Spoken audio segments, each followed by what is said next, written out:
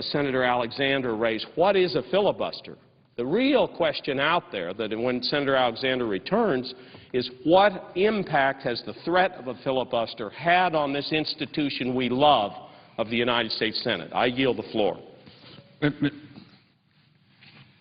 President. Senator from Iowa. Just briefly, I know the senator from Mississippi wants to speak, and I won't interrupt that, but I would hope that the senator from New Mexico would stay on the floor. I understand the senator from Mississippi is going to be relatively brief, but I would like to engage in a colloquy with the senator from New Mexico on the topic on which he just spoke after the senator from Mississippi finishes. I yield the floor. Well, the senator from Mississippi. Thank you, Mr. President. Initially, let me say I am compelled at this point to ask unanimous consent that Josh Davis, a legislative fellow on my staff, be granted privileges of the floor during the balance of today's session. Without objection. Thank you very much. And I do not want to intrude too much on this discussion. It's a very important debate. I don't want to disappoint my friend from New Mexico or to delay my friend from Iowa. But I am speaking today, Mr. President, in morning business on a very important international foreign policy issue. And that will be the subject of my address today. I wanted to come down here the first day of this legislative session, this 112th Congress, and talk about the deteriorating situation with regard to oppression and the rule of law in Russia. I've come to this floor a number of times to share my concern on this subject. And I want to begin this Congress by once again expressing my deep concern over what we see happening just in the recent days in Russia. I remember looking back in 1990, 1991,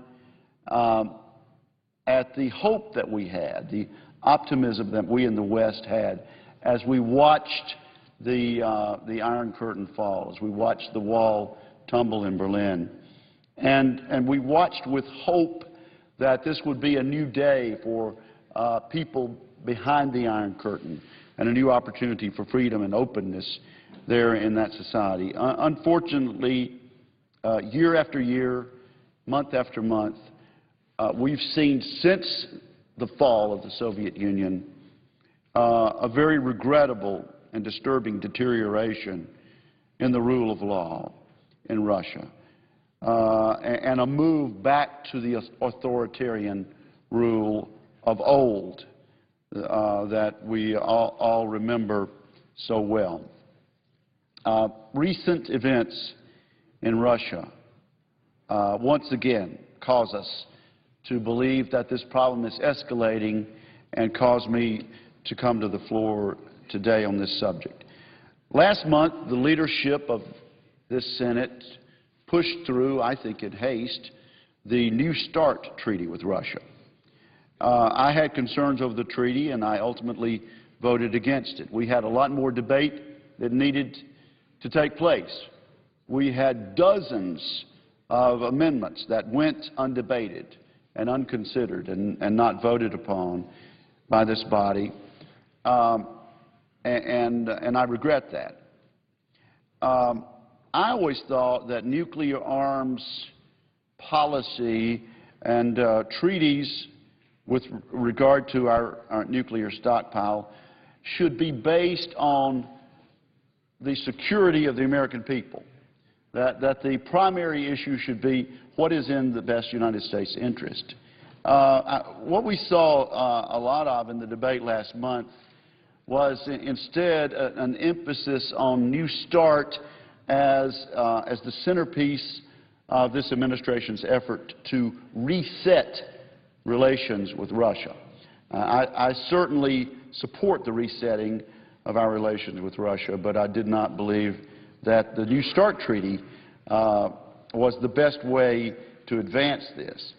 But it should concern all of us. It should concern everyone within the sound of my voice, regardless of how we voted on New START, that within 2 weeks' time of this body approving the New START treaty, a Russian court issued a second spurious guilty verdict against Mikhail Khodorkovsky and Platon Lebedev.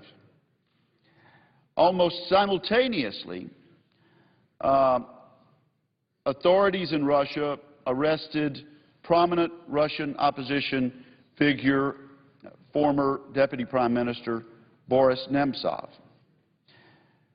These events took place within days of each other. What do these recent events mean, Mr. President? To me, they are two other examples of the way the current Russian leadership does not respect universal values such as the rule of law or freedom of expression and assembly. The Russian government does not share our commitment to international norms or fostering of modernization. Resetting U.S.-Russian relations will be exceedingly difficult while these differences persist. During the last Congress, I spoke several times on the trial of Mikhail Khodorkovsky and Platon Lebedev.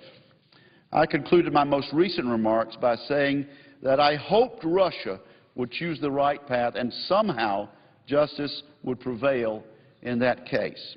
Sadly, it did not. A Russian court issued another politically motivated guilty verdict against these two Russian dissidents. This disturbing verdict reveals that the Russian judiciary lacks independence and that Russian authorities can act above the law at will. This latest verdict was not only sad for Mikhail Khodorkovsky, Platon Lebedev, and their families, but also for all people, for all of us, that seek a more open Russia based on the rule of law. Prime Minister Vladimir Putin's comments on the case before the verdict was even issued were very troubling indeed. According to the Associated Press, Russia's Prime Minister said the crimes of the former oil tycoon Mikhail Khodorkovsky have been proven. He said this before the verdict was even issued, and that a thief should sit in jail. Mr. Putin said Khodorkovsky's present punishment is more liberal than the 150-year prison sentence handed down in the United States to financier Bernard Madoff. Citing the years of advocacy and statements from global leaders, the very respected publication The Economist explained that Putin's comments were a humiliating slap in the face of all those foreign dignitaries who had lobbied President Dmitry Medvedev to stop persecuting Mr. Khodorkovsky. I agree with the comments contained in the publication The Economist. In a democracy, courts are independent, and the executive branch acts as a separate branch of government with no say in final court decisions. Prime Minister Putin's statement demonstrates that this separation does not exist in Russia. As if the Khodorkovsky verdict did not make it clear enough that opposition will not be tolerated in Russia, Russian authorities arrested opposition leader and former Deputy Prime Minister Boris Nemtsov on New Year's Eve. This took place during a reportedly peaceful anti-government rally in Moscow. Approximately 70 others were also arrested. A Moscow court sentenced former Deputy Prime Minister Nemtsov to 15 days in jail for allegedly disobeying police. This arrest was a tremendous disappointment, but it certainly was not a surprise. The Russian government had recently begun granting permission for semi-regular protests. I use the term semi-regular because it was granted only for the last day of months with 31 days. I met with Mr. Nemtsov last March when he was here in Washington. He came to my office and we had a very enlightening discussion about the future of Russia. I admired his dedication and commitment to promoting democracy in Russia, and I hope and pray for his safety during the remaining days in a Moscow jail cell. Sadly, we've learned that not all those who oppose the Russian government do, in fact, return from Russian jails. Sergei Magnitsky, a young Russian anti-corruption lawyer employed by an American law firm in Moscow, who blew the whistle on the largest tax rebate fraud in Russian history perpetrated by high-level Russian officials, is an example. Magnitsky was arrested shortly after he testified to authorities. He was held in detention for nearly a year without trial, under torturous conditions, and he died in an isolation cell on November 16, 2009 in Russia. During the 111th Congress, I joined Senators Cardin and McCain in co-sponsoring the Justice for Sergei Magnitsky Act, which would freeze assets and block visas to Russian individuals responsible for Mr. Magnitsky's unfortunate death. In this, the 112th Congress, I will continue to highlight the treatment of opposition figures in Russia and the regrettable erosion of the rule of law. I urge President Obama and Secretary of State Clinton to make the treatment of opposition figures a central part of our efforts to reset relations with Russia. In order to make progress on other issues, Russia needs to prove that it is truly committed to the rule of law and to human rights of all of its citizens, including those who disagree with the government. Without this, our efforts to find common ground on other issues of mutual concern will continue to be undermined. I thank you, Mr. President. Senator from Iowa. Mr. President, first of all, I'd ask consent that the remarks I'm about to make and the colloquy I'm about to engage in with the Senator from New Mexico appear unbroken by the statements, by the statement just made by the Senator from Mississippi, whose statement I would ask come after we finish our colloquy and debate on the rules change. Is there objection? Okay. Without objection. I thank the Senator from Mississippi. The Senator from Tennessee, as I understand, had propounded the question of what is a filibuster. I say to my friend from New Mexico, and the Senator from New Mexico has been very eloquent in responding to that and talking about the filibuster, but I say to my friend from New Mexico, I think the better question is, what has a filibuster become? Because as the Senator pointed out, and as Senator Merkley pointed out, this whole image of someone standing on the floor and speaking till you drop, or Senator D'Amato, Senator Thurmond back in the old days of the civil rights bills, or even Senator Sanders a few weeks ago, that's not really a filibuster any longer. So what has a filibuster become? And let me go back again a little bit in history. In the 19th century, in the 1800s, the filibuster was used, if I'm not mistaken, about 20 times during that whole 100 years. But it was used under a different set of circumstances. In the 1800s, a senator or congressman was elected in November, but the session of Congress lasted until March. The senators or congressmen elected in November actually did not take their seats here until a year and a month later, in December of the following year. So sometimes in this, quote, lame duck session that ended in March, people in the majority party, especially if they'd lost the election, would try to ram through a lot of stuff.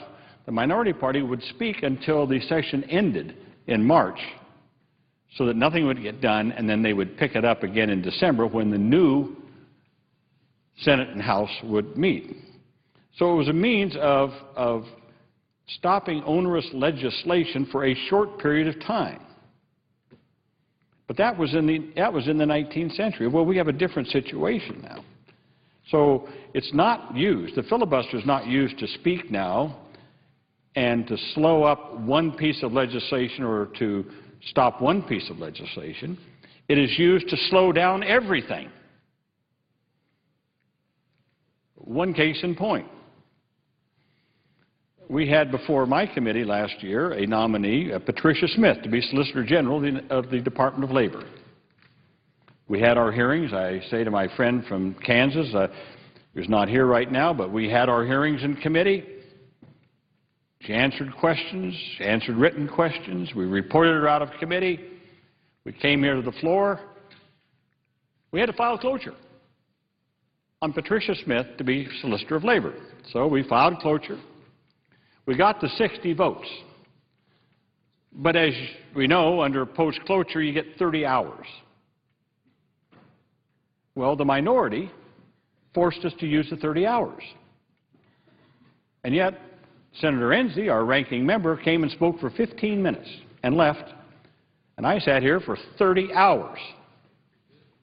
And no one spoke. So 29 hours and 45 minutes we sat here doing nothing, unable to do anything, on a nominee who had over 60 votes. And at that time, the record will show, I kept asking, why are we here? Why are we using up 30 hours of the Senate time when no one is even speaking, and we already have the 60 votes for Patricia Smith? That's an example of what the filibuster has become. It has become a tool in order to slow everything down. For example, nominees. We had nominees that got through here on a 99-0 vote after they'd been held up for 6 months. Well, what if, I ask, what if every nominee has to we have to file cloture on every nominee? And then every nominee, you have 2 days on cloture, then you have a vote, and then you have 30 hours. If you did that on every nominee, I believe the majority leader said once if we did that for every nominee, we would be here from January through August doing nothing every day of the week except nominations. How would we ever get anything else done? So the question is, what has the filibuster become? It has become a means whereby a few, and this is, I guess, would be kind of the question I might propound to my friend from New Mexico, or at least a suggestion to which he might respond, that has not the filibuster or the threat of a filibuster become a tool by which 1 or 2 or 3 or 4 senators can absolutely slow down and stop things from coming to the Senate? Has not the filibuster become a tool by which one senator, who publicly announces that his goal is total gridlock of the Senate, total gridlock, has not the filibuster then become the tool by which one senator can impose gridlock on the Senate? I asked my friend from New Mexico, is that not what the filibuster has become? The senator from Iowa, I think, makes an excellent point. And I was here for your talk earlier, where you led with the filibuster and you laid it out, and Senator Alexander came back and asked these questions. But I think the key question is the one that you asked, which is, what has a filibuster become? He seems to be defending the old-fashioned filibuster that no longer exists. That's really the situation we have. Some of our friends on the other side, I hear them talk about this, and they're like, oh, this is the filibuster of the past. It's a very pure thing, and it's a wonderful thing. But it has been distorted. It has been manipulated. The filibuster has been twisted in a way that it does exactly what you're talking about. Exactly what you're talking about, slowing everything down. And it's really an attempt, in a way, to defeat the majority from governing. And as I think you cited the Federalist paper, one of the biggest dangers in a democracy is if you give the power to the minority to shut down the ability of the majority to govern. If you do that, you've rendered your democracy useless. Because then you get yourself in a situation, as the senator from Iowa knows, that they can prevent the majority from doing anything and then run in a campaign and say, well, they didn't do anything. which is kind of a hypocritical way to approach things. But one of the things that's remarkable to me, and I served over in the House of Representatives for 10 years, and I know that, you know, we don't have to take up every House bill the way it's written, and we don't have to respond to every bill, but when you hear the fact that 400 House of Representative bills in 2 years, the last session of Congress, were sent over here, and we ended up, the younger members of the Senate, we were interested in some of these bills, and we looked into them, and we found out that these were on veterans issues, and many of them were good bills. We found out that they had to do with small business, and they were good bills. We found out they had to do with building the economy and economic growth and those kinds of things, and that they were good bills, but we didn't have the time to act upon them because the way the filibuster is being utilized is to defeat our ability to move forward. The one other area I want to mention, and I know this is something that concerns our friends on the other side. You know, if you're talking about making government responsible, fiscally responsible, doing oversight over government, which they say they're going to do all of this oversight over in the House, one of the best ways to do oversight is in an authorization bill. As everybody knows, we have an authorization process and we have an appropriations process. Well, apparently now with the studies that are being done out of the Center for American Research, and Senator Harkin, you would know this more than others, but because you serve on the Appropriations Committee, a major part of our appropriations are unauthorized now. I think the figure I saw was close to 40%. So that means if these are unauthorized appropriations, it means the side of our Senate and the side of our Congress that deals with authorizations, that's an oversight. You go in there in the authorization process and you look at an agency and you say, how's this program functioning? Is this program effective? Is it a good program? Is it something that is working? And if the answers come back and you have the evidence it isn't working, you write into the authorization, we're getting rid of that. But if you don't do any authorization at all, and the authorization doesn't come to the Senate floor and all senators don't have an opportunity to participate, then you're giving up that kind of essential oversight. And I would think that they would really be for that. But guess how many authorizations we did last year? How many authorizations? We did one, and we did it at the very, very last minute as we went out of town, and that was the Defense Department authorization.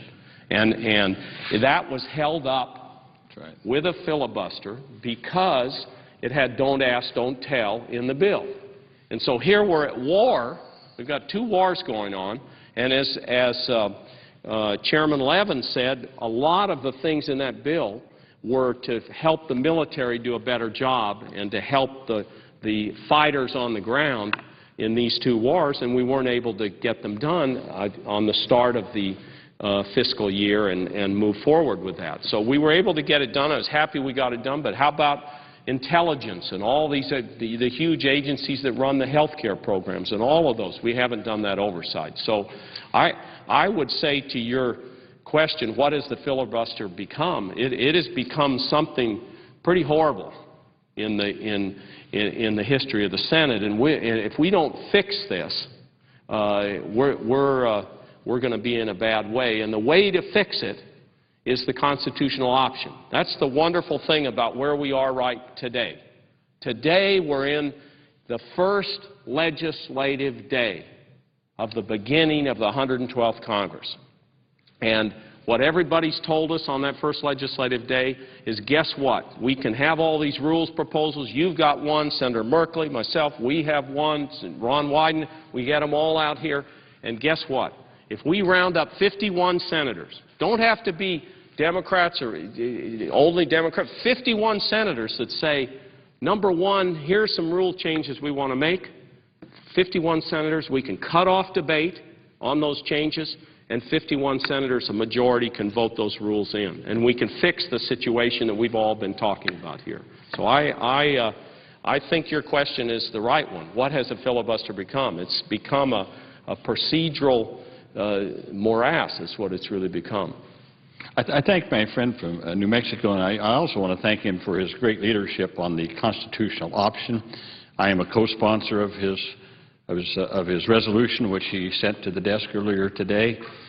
He's right on target on that, the dead hand of the past cannot bind us. Every Congress on the first legislative day, as Senator Byrd has said himself in the past, on the first legislative day, we have the authority with 51 senators to set our rules. Not two-thirds, just 51. And so we're on that first legislative day today. I understand the leader is going to put us into recess so that we'll stay in the first legislative day when we come back. And so we will be on this issue when we come back on the 25th of January. I just wonder if I might explore a little bit with my friends who are here. I see the senator from Oregon here who has been a great leader in this effort, has come up, I think, and as the former speaker of a legislature in the Oregon legislature has lent a great deal of expertise to our thinking and evolving of how we modify our rules here to make this place function a little bit better. And so I thank Senator Merkley for his leadership on that. And a lot of what was in the bill that I think Senator Udall sent to the desk earlier today is a lot of the things that Senator Merkley has devised. And again, I'm proud to be a co-sponsor of that because I think these are things that we need to do. Now, I just wanted to ask, again, just to bring up here for maybe just a brief discussion, if I might, something that Senator Cornyn and I got a little bit into earlier. Senator Cornyn went on at length about building consensus, that we want to build consensus and to have bills go through here with a consensus. Well, I agree with that. You know, that you try to get as much consensus as possible.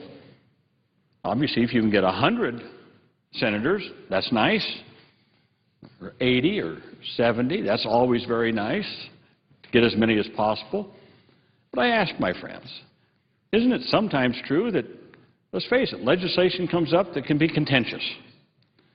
And you can open it up. I think it ought to be opened up in the committee process for amendments. I pointed to the health care bill that we had in our Health Committee, which the occupant of the chair was so vitally involved with, that we had 54 hours, 13 days of open markup and open session. No senator was denied the opportunity to offer any amendment on that bill, Republicans or Democrats. Senator Dodd was chairing it at the time. We adopted 161 Republican amendments. Imagine that. Over 13 days, 161 Republican amendments. As I said, no one was cut off.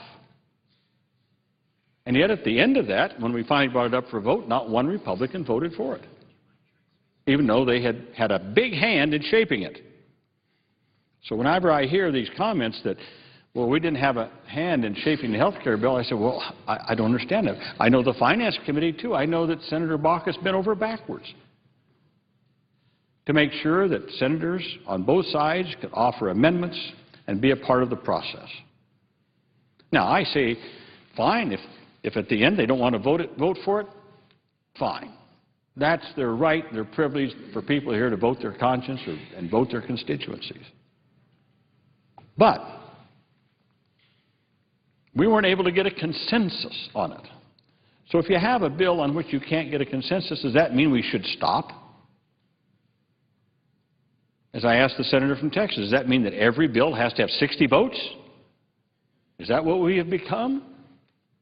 That no bill is going to pass here unless it has 60 votes or more? Because the senator from Texas pointed out correctly that some bills pass here by unanimous consent. Fine. That's 100 votes. So do people mean who say we want to have consensus, do they mean we have to have a minimum of 60 to 100 votes in order for anything to pass? What happened to majority rule? What happened to the idea that you only need 51%? Isn't that sort of the basis of democratic government? So, again, I ask my friends about this idea of consensus. Yes, we all want to get consensus. We all want as many senators as possible on our legislation, and we try hard to do that. But if that's not possible, does that mean that 53 or 54 or 55 or 56 senators cannot then vote to pass a piece of legislation or an amendment? So I ask my friends, what about this idea of consensus? Have we become where we have to have a supermajority? Is that the situation we're in now? I ask The senator from Iowa, and I know my good friend here, the senator from Oregon, wants to speak, and you mentioned, and I just want to put this quote in the record, you mentioned the senator from Texas, Senator Cornyn, who came down to the floor and talked today. And one of the reasons I have a real belief that we might have some common ground is you know, he was a judge before he came to the Senate. I think he was on the Supreme Court in the state of Texas. And on this issue of the constitutional option, he wrote a law review article in the Harvard Journal of Law and Public Policy. And the name of the article was Our Broken Judicial Confirmation Process and the Need for Filibuster Reform. And I ask unanimous consent to put this into the record, the quote, but the whole article, we may put that in a little later when we get in the debate. But listen to this, Senator John Cornyn, Texas, quote, just as one Congress cannot enact a law that a subsequent Congress could not amend by majority vote, one Senate cannot enact a rule that a subsequent Senate could not amend by majority vote. Such power, after all, would violate the general common law principle that one parliament cannot bind another, end quote. So he's basically driving home the point,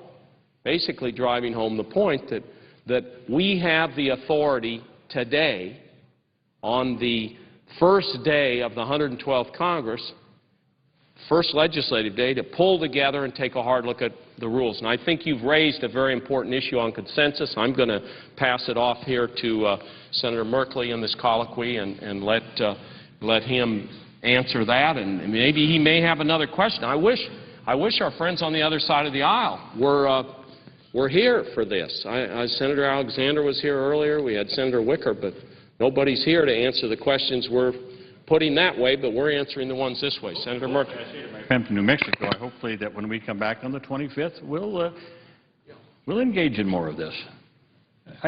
My friend from, I should yield the floor. I just wanted to raise that question about consensus, because it sounds so good, and we all love consensus. Of course we do. But sometimes you can't get that. Does that mean then that the majority can't act? If you don't get consensus of over 60, does that mean the majority simply can't act? Mr. President, I'll leave the question hanging and yield the floor. Mr. President. Senator from Oregon. Just continuing the conversation here, my colleague from New Mexico pointed out the challenge with authorization bills. Well, we should add to that during 2010, the Senate didn't manage to pass a single appropriation bill. And so it's dysfunction on top of dysfunction. And that's why we're here today. I just back up the chart of Jimmy Stewart here in the well, because I think at the heart of this conversation is a notion that, yes, every senator should be able to hold forth, to share their ideas, to advocate for the things they believe in, to persuade their colleagues, but not to simply lodge an objection and walk away and never present their case before the American people. Our good colleague from Tennessee said he wanted to see the, how did he put it, something to the effect of talking your heads off form of filibuster. And he referred to Jimmy Stewart.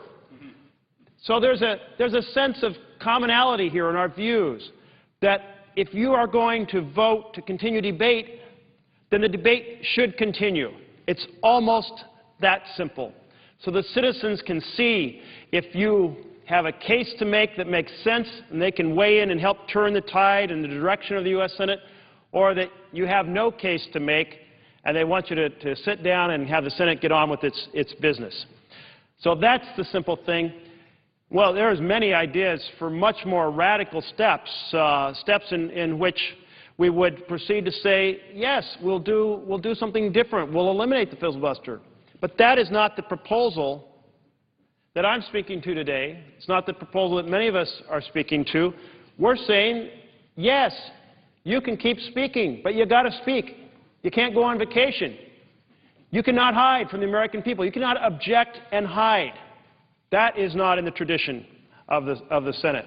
Now, there's a Wall Street Journal article that came out yesterday, and I'm not sure if it was an editorial or an op-ed, so I won't attribute it to anyone specifically, but it said in it, there is no chance for filibuster reform to address the filibusters on legislation because the Democrats will not want to imperil their ability to obstruct the Republicans when the Republicans are in power someday.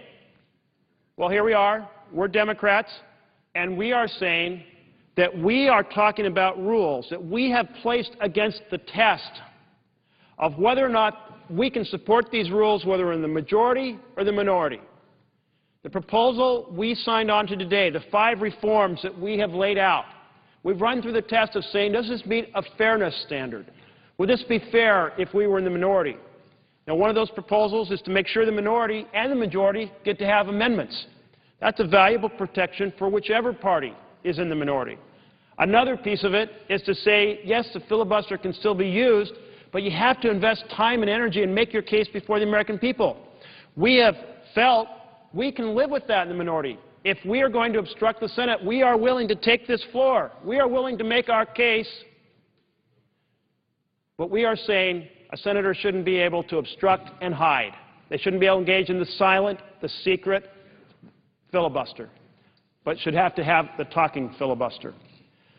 So I applaud my colleague from Iowa and my colleague from New Mexico and my colleagues who are about to speak, Senator Mark Udall from Colorado, and just say we have a couple weeks now here in America to have a debate on the dysfunction and brokenness of the U.S. Senate.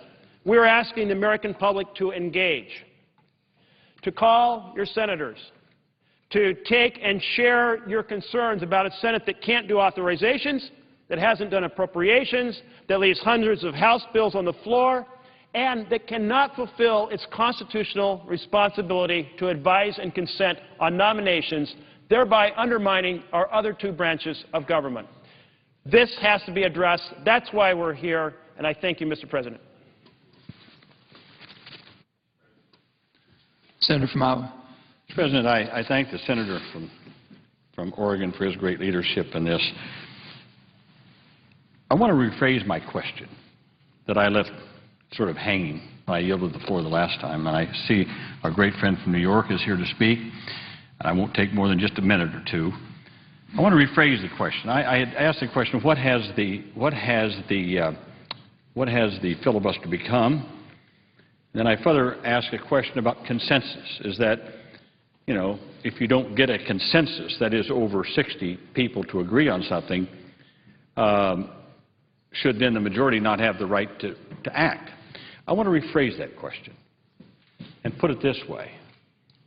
If consensus, meaning over 60 senators, if over 60 senators cannot agree on something, then should the minority have the absolute total veto power over what the majority is proposing? That's the essence of it. If you can't get a consensus, should the minority have the total, absolute power to determine the outcome?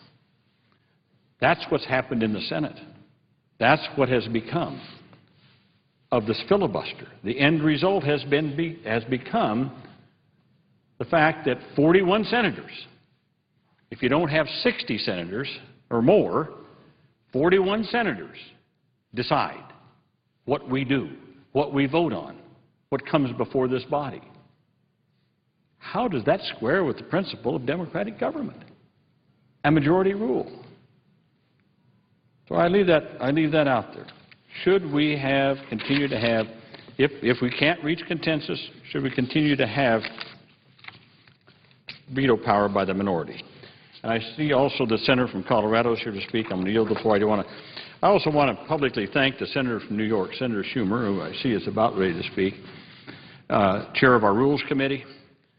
Senator Schumer has spent so many hours and so many days this past year on this issue of reforming the Senate rules. He was kind enough to let me testify before his committee and kind enough to let me actually sit with his committee to listen to others. Senator Schumer has really been in harness on this and trying to do everything he can to get us to the point where we can actually have some meaningful changes in the rules so that this place can function a little bit better and a little bit more democratically with a small d, I'm saying not democratically in terms of political affiliation. And so, and I know in the next few weeks, I know that Senator Schumer is going to be very much involved as one of our leadership team, along with Senator Reid and others, in seeing what we can do to work things out so that we can have a meaningful change in the rules. A meaningful change. Now, again, I'm all for getting rid of secret holds, but that seems to be a kind of a no-brainer. I throw that out here, that probably get close to 100 votes. But if that's all we're going to do, that's not a very meaningful change in the rules. I submit that what both Senator Udall and Senator Merkley and I and others have introduced earlier today, or what I introduced myself, which I have been on for 15 years now, that's meaningful change in the rules. So I know that Senator Schumer is going to be very much involved in that. I applaud him for his efforts and for his leadership on this, and we'll be back. We'll be back on the 25th of January to take up this cause again. I know I can speak for my friend from Oregon. He's going to be here on the 25th, and my friend from New Mexico and everyone else. We're going to be here because we cannot let this go. We cannot permit the United States Senate to be so dysfunctional that we cannot respond to the urgent needs of America and our place in the world today. We cannot continue to go downhill as a country and cannot continue to let the Senate be a sort of a dumping ground of everything that nothing ever gets done. And so these rules need to be changed. We'll be back on the 25th to do so, and I thank my friend from Colorado for his indulgence. I yield the floor. Mr. President. Senator from Colorado. Mr. President, let me just start by asking unanimous consent that the full text of my remarks be included in the record. Without objection. And, Mr. President, if I might, I'd also like to ask unanimous consent that Senator Schumer be recognized after me for up to 15 minutes. Also without objection. Mr. President, before I speak on the matter today, which the group of senators here are so eloquently and powerfully outlining for all of us, I wanted to acknowledge that the 111th Congress was one of the most productive in history. Legislation that we passed here will make real changes for American families who are struggling through a tough economy, as the presiding officer knows, and with rising health care costs. And what we did will also make our military and our nation safer and stronger. And we should be proud of the work that we accomplished here in the previous Congress. But I have to also say that the last 2 years were a time of unprecedented obstruction and partisanship. And if you don't want to take my word for it, you don't have to go very far to listen to many impartial observers of the Congress who will tell you that was exactly the case. And I rise today to add my voice to the growing number of Coloradans and members of the Senate who are deeply concerned about the gridlock that it has at times paralyzed our chamber and prevented meaningful debate. Many of us read with real dismay an article by George Packer in the New Yorker magazine several months ago, which detailed too many examples of Senate dysfunction. Americans from both political parties and independents as well have asked whether the rules of the Senate are working to help solve these problems that face us. And some of my colleagues have understandably sought to change or eliminate the filibuster to make it easier to pass important legislation supported by the majority of senators. Now, I may come to this debate from a somewhat different perspective than my colleagues. I come to this debate with this guiding principle, and that is any attempt to limit the power of the minority by eliminating or weakening the ability to filibuster will simply lead to a further breakdown in what is already a fractured partisan relationship. And I share much of the frustration expressed by many of my colleagues. I also believe that we have to be thoughtful about how we approach changes to the Senate rules. Several years ago, the minister, Robert Fulgham, had everyone using the phrase, quote, "everything I need to know I learned in kindergarten," end of the quote. And his essays made the point that the simple rules that we learn as children about getting along, being kind to one another, cleaning up after ourselves, apply throughout life. And at one level, you could boil down the debate we're engaging in this week and say what we need are rules that will help us get along better in the Senate's sandbox. We truly need to talk with each other more, and we need to even listen more than we talk. And why? Because the consequences, if we can't find a way to work together, are extremely serious. And no problem we face is more troubling or urgent than our economic future. Mr. President, our unemployment rate is still above 9% nationally, and it's much higher in some regions of the country. Home foreclosures are still expected to rise. Even more troubling is this fact. Americans are less optimistic about their economic prospects than they were during the Great Depression. That is, Mr. President, a very serious situation. And then on top of those grim statistics, we face a massive budget deficit and a crippling debt that not only threaten our long-term economic stability, they darken the horizon in a way that discourages investment and innovation that we need to spur American job creation today. And then moreover, our apparent inability to squarely address the problem in a bipartisan way is a signal to the American people, as if they need further proof that their institutions of government are not working. And that, in my opinion, is as dangerous as any attack on our country. Many of us have remarked that it's past time to have a serious discussion about how to turn our economic situation around. I have faith that we can do that, but only if we're able to set aside the ideological differences that have sidetracked our politics and, frankly, our policymaking up to now. Mr. President, we can't reach the level of bipartisan cooperation we need in this body if we prevent substantive debate and cut off the rights of the minority. But neither can we make necessary progress if members of the Senate continue to be able to use technical loopholes and procedural gymnastics to hijack the Senate literally for days, in some cases weeks at a time. And that's why today's debate, so ably led by my colleagues from across the country, is more than just an esoteric one about the Senate's rules. It's a critical turning point. And it's why today I'm again introducing a resolution which I believe can help reduce the opportunity for gridlock while also encouraging both sides to work together on the most important issues we face. I developed this proposal after listening to and talking with experts on Senate procedure from both sides of the aisle, including the noted congressional scholar Norm Ornstein of the Conservative American Enterprise Institute. And in a nutshell, I propose that by eliminating unnecessary opportunities for delay without making changes that would jam through legislation at the expense of the minority party, we can improve the way the Senate works and make it more effective and fairer for the American people. So, Mr. President, if I might just make a couple of comments on some of the specifics of what I'm proposing, similar to what the Senator from Oregon, Senator from New Mexico, Senator from Iowa, and others have put on the table. I would first level the playing field between the majority and the minority on cloture votes and require senators actually vote in opposition to the bill they are filibustering.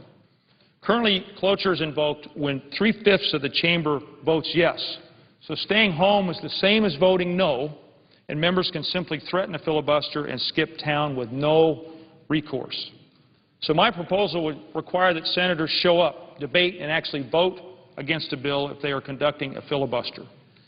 By changing the rules to invoke cloture not on 3/5 of the chamber, but invoking cloture when 3/5 of those voting move to end debate, we create an incentive to actually have a meaningful discussion. Second, I would reduce the number of votes required to end debate on a single bill. The Senate rules now allow for a filibuster on a motion to proceed to a bill, a substitute amendment to a bill, final passage, and the list continues. And there are 3 separate opportunities to filibuster before sending a bill to a conference committee. My proposal would eliminate all these opportunities to filibuster except for final passage. Third, I would shorten the time frame required to invoke cloture. I propose that we vote 24 hours after cloture is filed instead of waiting 2 days, as is required today. And I would also allow the 30 hours of post-cloture debate to be split between the parties to avoid needless delays. In total, we could shorten the time required for cloture by nearly 40 hours for a single cloture petition. Fourth, I would end the requirement that amendments be read in their entirety if they've been made available online at least 24 hours in advance. Fifth, I would end the requirement that Senate committees seek consent to meet. Sixth, after I propose that we change the rules to move more quickly on judicial nominations, allowing a final vote immediately after cloture is invoked on a nomination. And finally, I would provide a way to call up an amendment when a majority leader has filled the amendment tree. Mr. President, the Senate is famous for great debates and a free amendment process. But in recent years, the process of presenting amendments has frequently been shut off by the majority party. So my proposal would, on a limited basis, give senators the opportunity to present their amendments when they are otherwise being blocked from doing so. Mr. President, the Senate has been called the world's greatest deliberative body. But what happens when we don't deliberate?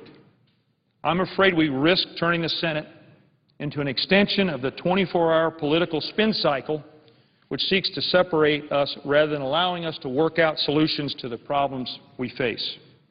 Every day, proud Americans come to our Capitol hoping to watch debates like those of years past.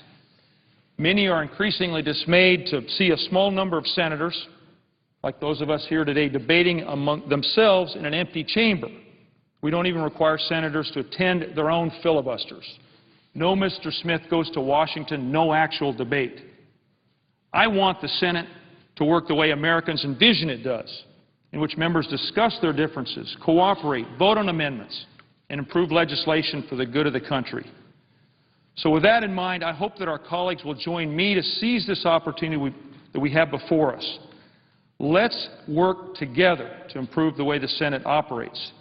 I want to extend my hand to the Republicans to ask for ideas how we can improve the way the Senate operates. I want to work with anybody, as I think all of my colleagues do, to solve these problems in front of us. We have a responsibility to work together to bring about the cooperation and the problem-solving that Americans expect and deserve. Mr. President, I appreciate your attention. I appreciate the important work all of my colleagues have undertaken. I look forward to working with all 99 other members of the Senate to make the Senate that we know and love and believe is the greatest deliberative body in the world. Mr. President, thank you. I yield the floor. Mr. President. Senator from New York. Thank you, Mr. Let me start again. Thank you, Mr. President, and I want to thank my colleagues. I'm going to talk about the issue they've been talking about for a while in a minute, but first I want to say a few words about my dear friend, dear colleague, someone I so admire, Senator Barbara Mikulski, on her remarkable accomplishment. Today, as she took the oath from office, the gentlewoman from Maryland made history as few others can make. Senator Mikulski has long been affectionately known here in the Senate as the Dean of the Women. Now she is officially the longest-serving female senator in the history of this great nation. The distinction adds to the considerable respect and admiration I already have for Senator Mikulski, and so much of who she is and what she does. Barb, like me, came from a decidedly middle-class beginnings. We often talk about her dad, Willie, who owned a grocery store in East Baltimore, and my grandfather and dad, Jake and Abe, who were exterminators. And they were similar because they were people of the community. And Barb would tell me that people would come in during difficult times and they had lost their job, and Willie would say, "Pay me when you can." It wasn't quite the same with my family, but my grandfather and then Father Lycum felt that people who had roaches or rats crawling through their little houses and apartments, when they couldn't pay, they shouldn't cut off service for them as well. And so we were both infused with that great, upwardly mobile, middle class, help your neighbor, be part of a neighborhood, be part of a community being. Barb started her career as a social worker, made a name for herself when she led the fight to stop a highway project from destroying a historic section of her community. And that's what launched her into politics. And like our best politicians, she came from the community. She didn't decide to be a politician. She came from the community, took on a fight, and saw how she could make government a friend to the people. So she went from the Baltimore City Council to the House of Representatives and, of course, to this august chamber. But all through, she never lost sight of where she came from. She's fought tirelessly and effectively to protect Maryland's seniors, ensuring they have access to an affordable, healthy, and happy environment. She's been a leading advocate of medical research, securing billions in funding for cutting-edge research into things as diverse as breast cancer, Alzheimer's.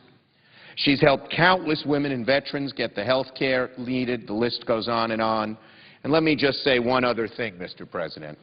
As somebody who believes that we have to focus on the middle class, talk to the middle class, and have middle-class beings and values infused in our bones, no other senator does that as well as Senator Mikulski, because it's who she is. And because being the essentially humble and modest person that she is, she has never lost sight of where she's come from. So Barb, Senator Barb, as your constituents know you, you're beloved here as much as you're beloved in your home state of Maryland. Your sense of humor, your tenacity, your work ethic, your love of community, and your mother's crab cake recipe is unrivaled. Mr. President, it's an honor to serve alongside such an accomplished woman. Senator Mikulski, congratulations again. You're a great senator and a great friend. And now, Mr. President, I'd like to turn to the issue that we've been discussing. And first, let me congratulate my colleagues who have been on the floor on this issue, particularly the senator from New Mexico, Senator Udall, the senator from Oregon, Senator Merkley, the senator from Colorado, also named Udall, and the senator from Iowa, Senator Harkin, and many others who have participated in this debate. And they've done a great job today. And the other thing I think I appreciated is, and Senator Harkin helped do this, there was not just debate, there was actual discussion, even when we didn't agree. I thought it was pretty interesting watching on the TV in my room, in my office, when Senator Roberts came and stood by a desk here on the Democratic side and was just a desk away from Senator Harkin. And they didn't agree on the issues, but they debated the issues. What a great first step metaphor for the kinds of debates we really want to have here on the Senate floor. So this has been a very positive and hopefully prescient opening of the debate to change the rules because, Mr. President, we all know that in the last Congress the Senate didn't function effectively and the time for change has come. And I want to salute the leaders as well as Senator Klobuchar, who's been so involved in our discussion. Senator Franken has been involved, so many others, Senator Lautenberg, for the work that they have done. And I want to say to my colleagues, this is not something that's just happened recently. This idea that all of a sudden this has been popped on the Senate is wrong. Last year, the Rules Committee, I was urged by Senator Udall to do this among the first days of the session 2 years ago, and I think we did a pretty extensive and good job. We held 6 hearings that examined the history of the filibuster, trends in the use of the filibuster, secret holds, stalled nominations, and proposals for change. In those hearings, we heard from senators from both parties who have valuable ideas about the need to reform the filibuster. Senators Harkin, Lautenberg, Wyden, Grassley, Udall, McCaskill, Gregg, and Bennett all testified at the hearings. We also brought former senators of both parties, former scholars, and former Senate staff of both parties to come and testify. Now, in the first half of the 20th century, filibusters and filibuster threats were relatively rare events. That's been documented already, and our hearings documented extensively. But since that time, the number has continued to dramatically increase. And when you face an average of 2 cloture petitions per week, which is what's happened currently, then we know there's a problem, and it's no mystery that the Senate is labeled dysfunctional. Between 1917 and 1971, there was an average of one cloture motion filed per year. In the 110th and 11th, we had more than 70. The cloture motions counts are a response to the filibuster, and it's distorting the way the Senate does business. For the legislative branch, hundreds of bills passed by the House in the 111th Congress were not considered, even though they had passed the House by voice vote or with the majority of House Republicans voting yes. The Senate's supposed to be a cooling saucer, not an icebox. In the executive branch and the judiciary, dozens of judicial appointments were delayed or blocked from floor consideration for months and months in the last Congress. Many of these were approved unanimously by both Democrats and Republicans in committee and yet sat on the executive calendar for months because of secret holds. This is dangerous at a time when we need a federal government using all its resources to fight terrorism, protect our country, and address our economic needs. And I want to salute Senators Wyden and McCaskill and Grassley for focusing us on this issue. It's important to end anonymous or secret holds and shine some light on the kinds of long-term delays that can hold up a nomination or a bill for weeks or months or even longer. Also, during the fiscal year 2010, half of all non-defense spending, $290 billion, was appropriated without legal authority because Congress hadn't reauthorized the programs.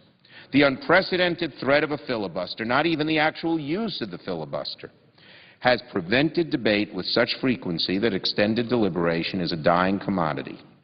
Now, make no mistake about it. The everyday threat of the filibuster doesn't ensure debate. It restricts it. Reforming the rules in a thoughtful way would clear the way for more legislating, not less. Filibusters provide a minority of senators a way to make their voices heard, but they should not provide a way for a minority of senators or even a single senator to grind the Senate to a halt, regardless of whether they're Democrats, Republicans, or independents. Reform will engage the American people and re-energize this institution. This would not end the filibuster or cut off debate. On the contrary, it'll pull back the curtain and show the American people what we actually believe and what our deliberations are really about. There have been many ideas for reform presented by my colleagues that are worthy of discussion. The senator from New Jersey, Senator Lautenberg, testified before the Rules Committee about his plan, which he called the Mr. Smith Goes to Washington proposal. Senator Merkley, Senator Udall, and others have developed their own versions of this important concept, which I call the talking filibuster. This talking filibuster idea would require filibustering senators to keep speaking on the floor after cloture fails, to show clearly their wish to continue debate and to allow them to talk for as long as they wish. Currently, the only evidence the senator is facing a filibuster is the vote on cloture. The Senate floor has evolved into a place where the majority assumes that each bill will be opposed and that little actual debate occurs on legislation. The rules require a vote of 3/5 of the senators chosen and sworn to end debate on a matter or measure. The very question that is posed to the Senate in a cloture vote is it the sense of the Senate that debate should be brought to a close? Those are the words. If it turns out that enough senators answer that question, no, we want more debate, then those senators should actually be required to debate. It's difficult to explain to the American people that the senators who voted for additional debate are silent when then given that opportunity. If they want to debate, well then, let's debate. One way we can guarantee fair and meaningful debate, after senators vote on a cloture to continue debate and cloture fails, the Senate remains on that measure and senators must actually debate the bill. Senators may be recognized one after the other as long as debate's continuous.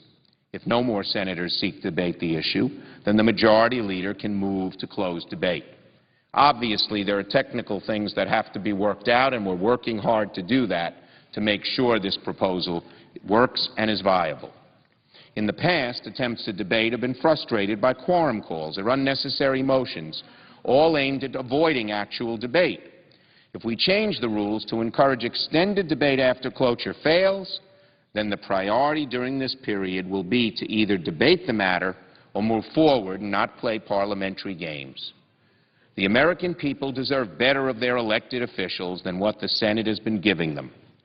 Governing is not a game of charades. The majority will not choose to waste floor time on a matter that the minority is committed to stop, but will the minority choose to filibuster every single piece of legislation if actual debate is required? I don't think so. And that would apply whether Republicans are in the majority or Democrats are in the majority. In addition to the other worthy options proposed for reform, I think this proposal is strong because it allows the minority the same ability to debate and block legislation so long as they actually debate. If there is no actual debate, there can be no filibuster, and the Senate can proceed to do its business for the American people. Now, I believe this modest proposal is one that both Democrats and Republicans should agree on. It could be a point of bipartisan agreement, and I will present it in the bipartisan negotiations happening over the next few weeks. Now, of course, there are other good faith proposals that my colleagues have put forward. Many of them are thoughtful. Most all of them would represent meaningful change without altering in a too jarring way the rules of this institution. Nobody wants us to become the House of Representatives. Everyone understands that we should not rule simply by majority vote on every issue. However, we can pull the curtain back and make sure when people say they want more debate, they debate. In the next 2 weeks, we should look at these proposals, all of them. During the recess, we need to talk to each other, Democrats and Republicans, about genuine ways to reform this body, to restore the Senate to its traditional role as the world's greatest deliberative body, and to do so in a way that encourages full and open debate, both for the majority, which proposes, and for the minority, which wishes to modify what the majority proposes. I believe we owe it to the American people to reform the Senate so it functions in a way that best represents their interest. Mr. President, I yield the floor. Mr. President. Senator from Rhode Island. Mr. President, first let me